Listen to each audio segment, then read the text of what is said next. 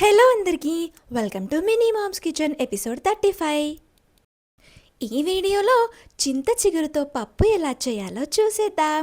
దీనికోసం ముందుగా కందిపప్పుని ఇలా అయ్యేంత వరకు వేయించి 2 సార్లు కడిగి నానబెట్టాలి. తర్వాత చింత చిగురుని ఇక్కడ చూస్తున్నారు కదా, ఇలా బాగు చేసుకోవాలి. పప్పు ఒక అరగంట పాటు నానిన తర్వాత కుక్కర్లో వేసి నీళ్లు పోసి రుచికి సరిపడా పచ్చిమిర్చి వేసి మూత పెట్టి 3 విజిల్స్ వచ్చేంత వరకు ఉడకనివ్వాలి. ఆ తర్వాత కుక్కర్ చల్లారాక మూత తీసి ఉడికిన పప్పులో పసుపు, ఇలా కట్ చేసిన ఉల్లిపాయలు వేసి స్టవ్ పైన పెట్టి ఉడకడం స్టార్ట్ అయ్యాక ఇందాక బాగు చేసిన చింత చిగురుని ఈ ఉడుకుతున్న పప్పులో వేయాలి. చింత చిగురుతో ఇదే కాదు, చింత చిగురు పచ్చడి రెసిపీని కూడా కింద ట్యాగ్ చేశాను, క్లిక్ చేసి వెళ్ళి చూడండి.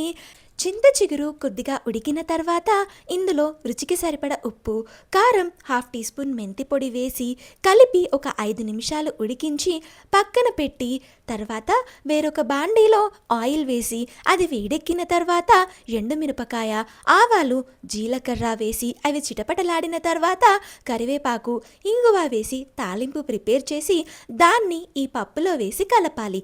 అంతే, చింత చిగురు పప్పు రెడీ. టేస్ట్ పుల్ల పుల్లగా భలే బాగుంది. Thank you for watching.